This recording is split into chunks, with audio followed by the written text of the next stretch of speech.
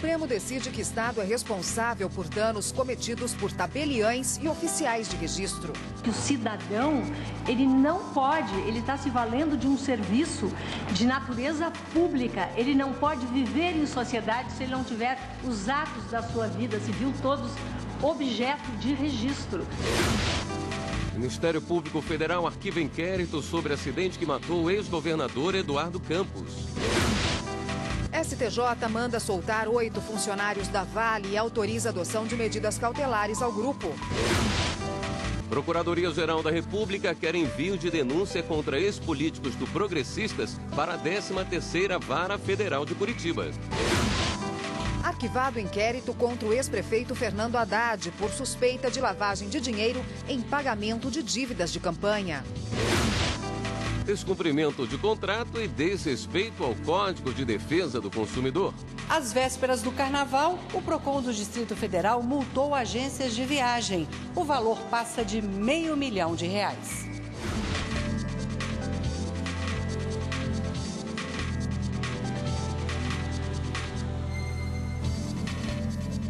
Olá, boa noite. Boa noite.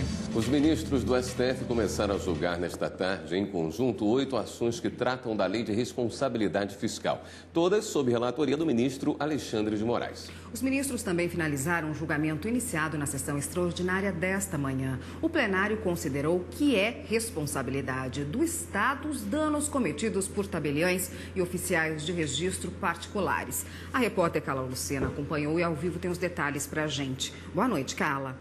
Olá, Érica. Boa noite para você, boa noite a todos. E olha só, esse caso dos cartórios, ele tem a ver com um erro que aconteceu no cartório de registros civis de São Carlos, município de Santa Catarina. Ao emitir uma certidão de óbito de uma mulher, o cartório acabou errando o primeiro nome dela. E por causa desse erro, o marido demorou 3 anos para começar a receber a pensão por morte que ele tinha direito. Este caso foi então para o Tribunal de Justiça de Santa Catarina, que decidiu que o Estado deveria indenizar esse homem pelos danos causados. O Estado então recorreu aqui ao STF, dizendo que quem deveria arcar com esses danos deveria ser o tabelião responsável por esse erro e não o Estado. O julgamento deste recurso ele começou durante a sessão extraordinária que aconteceu hoje pela manhã, quando votaram o relator, o ministro Luiz Fux, e outros 3 ministros, o ministro Alexandre de Moraes, o ministro Luiz Roberto Barroso e também o ministro Edson Fachin. O julgamento foi concluído na sessão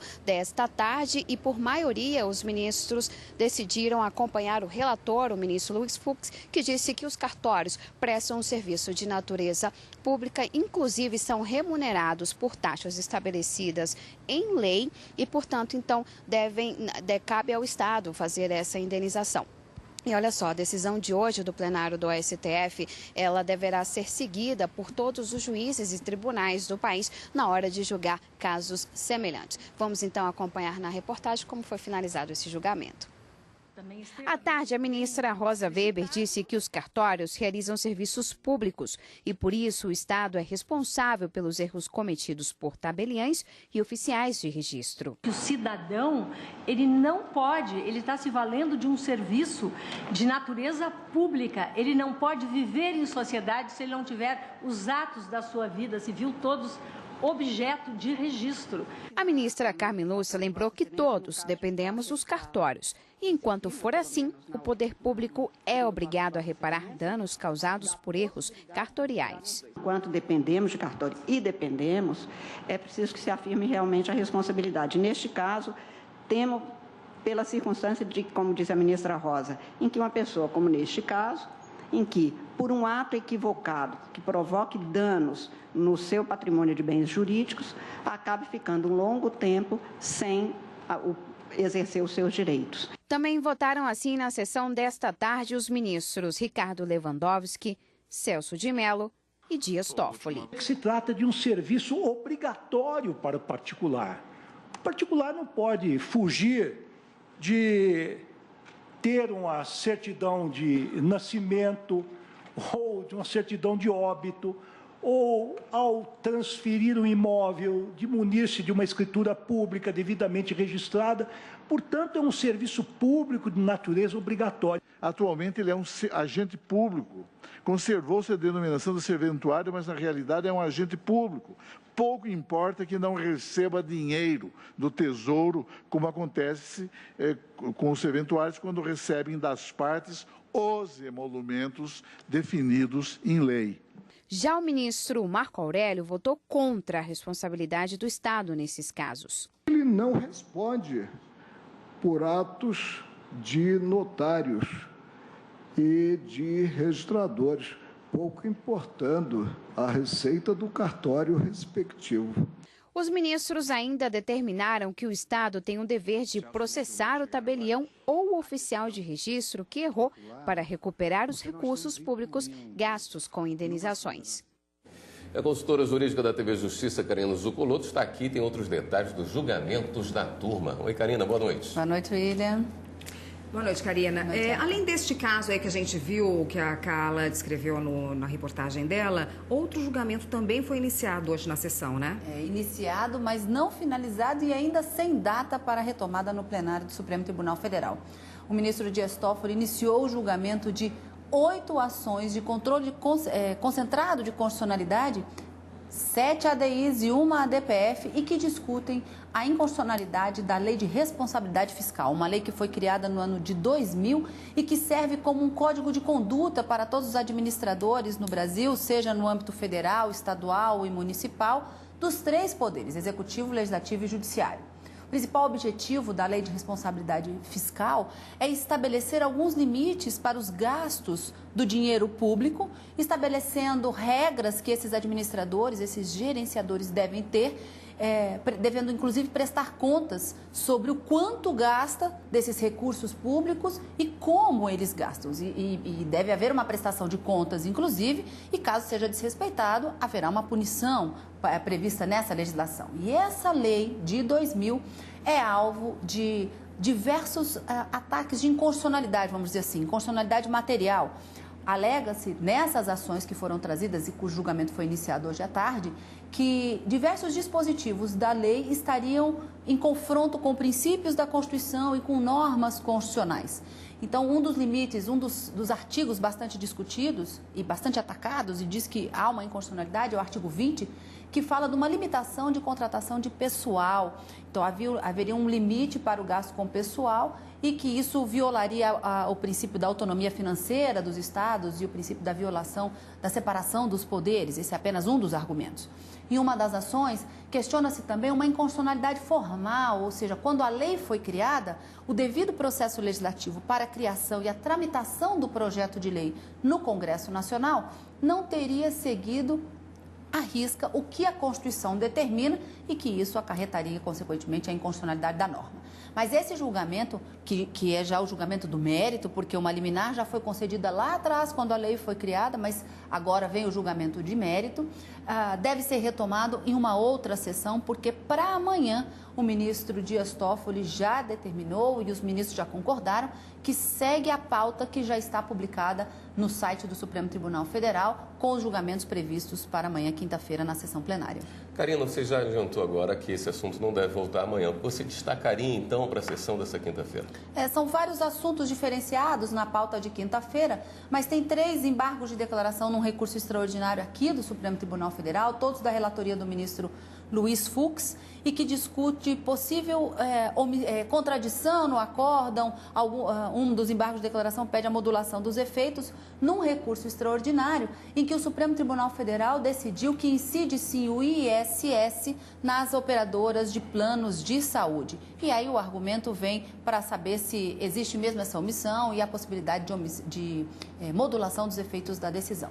Julgamento conjunto, esse é apenas 3, dos vários processos pautados para amanhã. Hoje a sessão começou pela manhã. Amanhã volta ao horário normal, no início da tarde? Exatamente. Hoje teve uma sessão extraordinária marcada para o período da manhã. Agora à tarde, sessão normal, e amanhã só no período da tarde, a partir das 14 horas. Tá bom, então. Obrigado pela presença aqui mais uma vez. Até amanhã.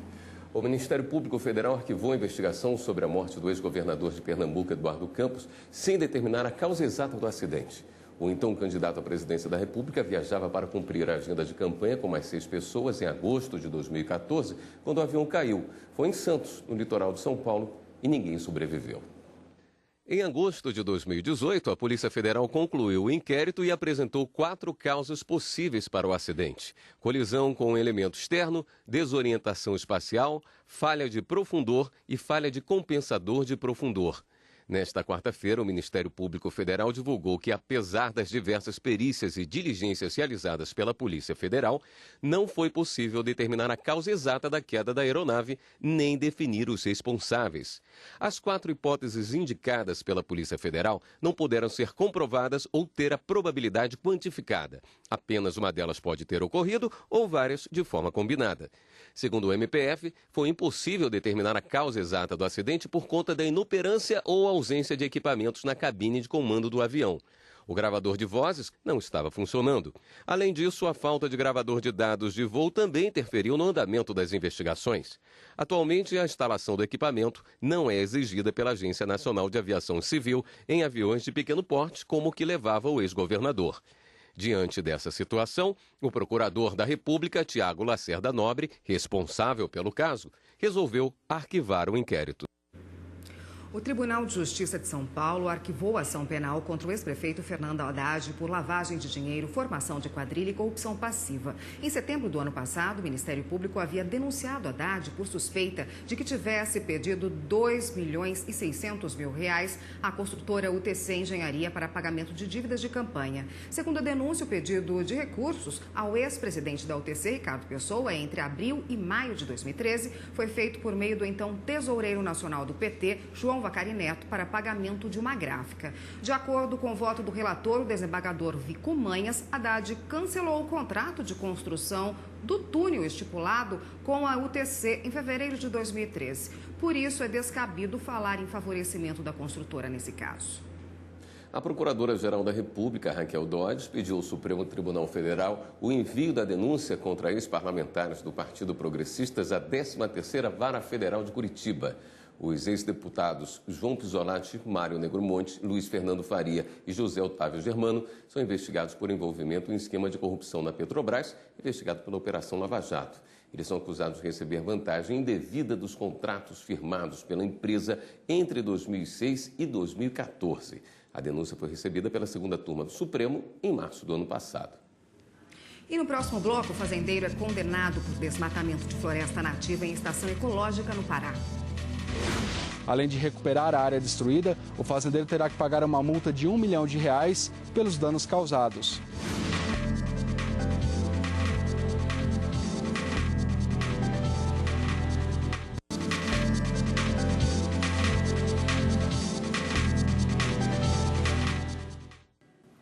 O ministro Nefe Cordeiro, do Superior Tribunal de Justiça, determinou a soltura de 8 funcionários da Vale que estavam presos desde o último dia 15 em razão de investigação sobre o rompimento da barragem de Brumadinho, em Minas Gerais. O relator destacou que, em decisão anterior, o Superior Tribunal de Justiça entendeu que a prisão temporária exige a indicação de riscos à investigação de crimes graves. O ministro disse também que os funcionários, quando em liberdade, depuseram que não houve fuga e nem indicação de destruição de provas ou persuasão de testemunhas. A liminar vale até o julgamento do habeas corpus no Tribunal de Justiça de Minas Gerais, o que não impede a fixação de medidas cautelares ao grupo, como o uso de tornozeleiras, por exemplo. A pedido do Ministério Público Federal, a Justiça condenou o fazendeiro pelo desmatamento de mais de 2.600 hectares de uma floresta nativa. O crime ocorreu na estação ecológica Terra do Meio, região entre os municípios de Altamira e São Félix do Xingu, no Pará. Na ação, o Ministério Público Federal argumenta que o desmatamento aconteceu dentro de uma unidade de conservação e proteção integral, que proíbe a ocupação humana, exceto para fins educacionais ou de pesquisa. Essa área foi criada em 2005, no Pará, após o assassinato da missionária Dorothy Stein, vítima de grileiros. No processo, o fazendeiro se defendeu dizendo que não foi ele quem praticou o dano, já que quando ele comprou a área, em 2004, ela já estava destruída. Mas o IBAMA apresentou imagens de satélites mostrando que em 2003 o local estava intacto. Já em 2006, estava completamente desmatado. Além de recuperar a área destruída, o fazendeiro terá que pagar uma multa de R$1 milhão pelos danos causados. Primeira turma do TRT da Bahia determinou a reintegração de um trabalhador com deficiência. Em casos assim, a empresa tem que respeitar a lei de cotas e só pode demitir se contratar outro deficiente na mesma condição. A primeira turma do Tribunal Regional do Trabalho da Bahia decidiu pela reintegração de um mecânico que possui um problema de limitação do pé em um processo contra uma empresa de transportes urbanos, por tê-lo dispensado sem observar a manutenção da cota para pessoas com deficiência. O trabalhador ele entrou na empresa em 1999, ficou aproximadamente 16 anos junto à empresa e assim, numa hora ou outra, houve a dispensa sem qualquer justificativa. A Lei 8.213 de 1991 estabelece o preenchimento de vagas para pessoas com deficiência em empresas com 100 ou mais funcionários e esse preenchimento é progressivo. O artigo 93 estabelece a obrigatoriedade de 2 a 5% de cargos com beneficiários reabilitados ou pessoas com deficiência. De 100 até 200 funcionários são 2%. De 201 a 500 funcionários, 3%. De 501 a 1.000 funcionários, 4%. De 1.001 em diante, 5%. A regra geral da despedida no Brasil é que o patrão pode despedir o empregado sem nenhum tipo de motivo. Mas no caso do deficiente, para poder despedi-lo, exatamente por causa da questão da cota, ele só pode fazer a dispensa quando ele vai contratar um outro deficiente na mesma condição. A decisão da primeira turma determina a nulidade da dispensa. Além disto, também fixou multa diária de R$ 500 em caso de descumprimento. O valor total da ação é de R$ 250 mil. A Procuradora-Geral da República, Raquel Dodge, requereu ao Supremo Tribunal Federal que negue seguimento à reclamação apresentada pela defesa de Paulo Vieira de Souza, conhecido como Paulo Preto. Preso por ordem judicial da 13ª Vara Federal de Curitiba, o empresário afirma que a medida tomada em primeira instância afronta 2 decisões da Suprema Corte. Raquel Dodge rebate as alegações, afirma que o objetivo da defesa é reforçar uma prerrogativa de foro já negada pelo Supremo, além de tentar restringir todos os delitos atribuídos ao investigado a uma conduta única. A manifestação de Raquel Dodge foi feita de forma antecipada, uma vez que o Ministério Público Federal ainda não foi intimado do pedido. O objetivo é esclarecer que as investigações realizadas em Curitiba não têm relação com o inquérito 4.428 e que, portanto, não é possível falar em afronta sobre as decisões da Suprema Corte, que em 2018 acolheu o pedido do investigado. Todo trabalhador que for exposto ao amianto tem direito à aposentadoria especial. Esse foi o entendimento do Tribunal Regional Federal da Primeira Região, em Brasília. O INSS alegou que faltavam provas periciais de que o trabalhador ficou permanentemente exposto ao amianto. Mas, ao analisar o processo, o desembargador federal João Luiz de Souza considerou que os documentos presentes nos autos eram suficientes. Acrescentou ainda que, independentemente do nível de concentração no ambiente de trabalho, só o fato de a pessoa ficar exposta ao amianto dá a ela o direito à aposentadoria especial. E que, de acordo com a lei, a aposentadoria especial é devida a todo segurado que trabalhou em condições prejudiciais à saúde ou integridade física por 15, 20 ou 25 anos, dependendo da atividade. Por isso, condenou o INSS a conceder o benefício especial ao autor da ação. O presidente do Superior Tribunal de Justiça, ministro João Otávio de Noronha, disse que o Brasil precisa investir mais na proteção de jovens e crianças. Ele abriu um seminário sobre o papel da justiça na defesa dos direitos da primeira infância. O seminário Justiça e Primeira Infância, O Futuro Começa Hoje, discute a união de órgãos do governo para realizar ações conjuntas em defesa e promoção dos direitos das crianças na primeira infância, período desde o nascimento até os 6 anos de idade. O presidente do Superior Tribunal de Justiça, ministro João Otávio de Noronha, participou da abertura do evento e destacou a necessidade de políticas públicas de proteção à criança. O Brasil precisa descobrir que ele precisa investir, não é gastar não, investir muito mais na infância e na juventude. A mobilização do sistema de justiça e de toda a rede de atendimento às crianças também foi discutida durante o evento. Os participantes debateram a garantia dos direitos infanto-juvenis previstos na Constituição Federal e o Marco Legal da Primeira Infância, lei inédita no mundo, sancionada no Brasil em 2016. E você vai ver daqui a pouco, o PROCON do Distrito Federal multa agências de viagem em quase R$500 mil. Em nenhum momento eles tentaram resolver o nosso problema, né? Simplesmente me disseram que iam devolver o meu dinheiro.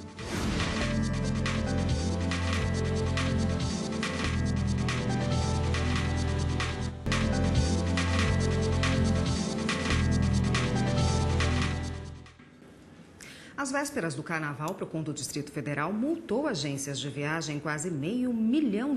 Os principais motivos são rescisão ou alteração de contrato, cancelamento de serviço e cobrança indevida ou abusiva.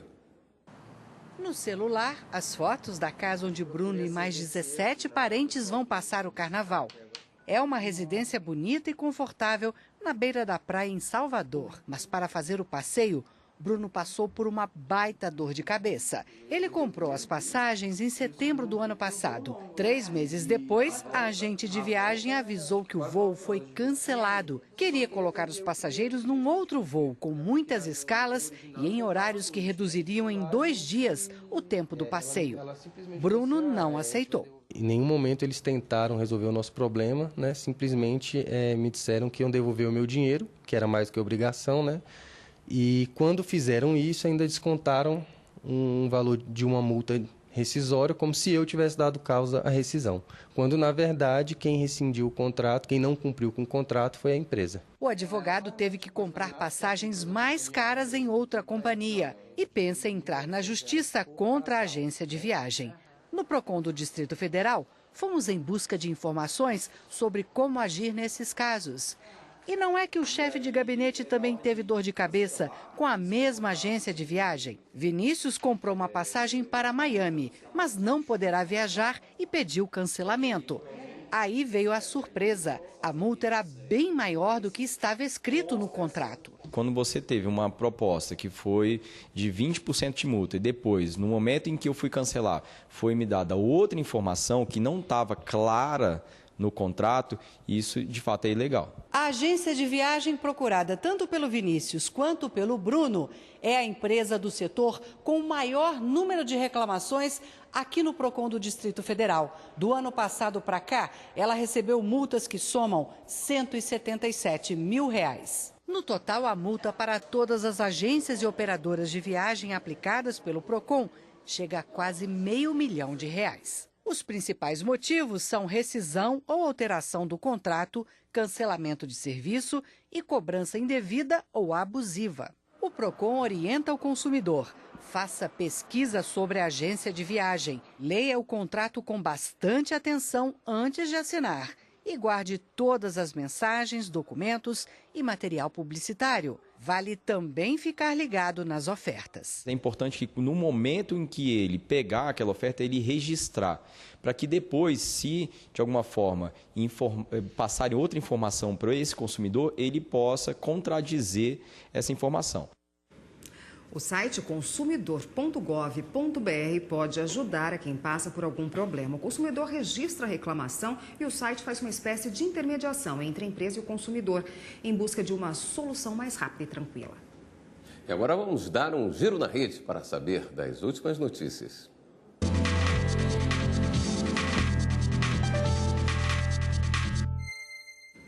Vamos então à redação do Jornal da Justiça falar com a repórter Fernanda Porto, que é quem hoje tem as novidades para a gente. Boa noite, Fernanda. Oi, Érica. Boa noite para você. Boa noite, William. Boa noite para você que está em casa. A gente começa o giro de hoje falando que o relator da Lava Jato no Supremo Tribunal Federal, o ministro Edson Fachin, determinou a transferência da análise do trecho da delação premiada do empresário Joesley Batista, que cita o ex-presidente da República, Michel Temer, e o ex-ministro da Agricultura, Wagner Rossi, para a Justiça Federal em Brasília. O entendimento do ministro é que o ex-presidente da República, Michel Temer, não tem mais direito à prerrogativa de foro, que é quando dá o direito de ser julgado pelo STF. A delação trata sobre supostos pedidos feitos por Michel Temer para a JBS para que pagasse mesada para o ex-ministro da Agricultura, Wagner Rossi, e assim ele ajudasse em processos de interesse da empresa. Mudando de assunto, no Maranhão, a Justiça multou o Detran e o Estado em R$1.700.000 por descumprir acordo que determinava a substituição de funcionários terceirizados para concursados. O termo foi firmado em 2015 e previa que até 2017 tudo fosse regularizado e ainda teve um prazo adicional até 31 de dezembro do ano passado. Já no Tocantins, a Justiça determinou o bloqueio de R$1 milhão do Estado para a compra de medicamentos para tratamento de pacientes com câncer. A decisão atende pedido da Defensoria Pública, que desde 2016 denuncia que cerca de 30 medicamentos estão quase zerados nos hospitais públicos do Estado. Para rever qualquer uma de nossas reportagens, é só você ir lá no YouTube, digita lá TV Justiça Oficial. Eu fico por aqui e volto ao estúdio. Érica, William. Obrigado, Fernanda. Esta edição do Jornal da Justiça também termina por aqui. Uma boa noite para você e até amanhã. Continue com a programação da TV Justiça e a gente se vê amanhã. Até lá.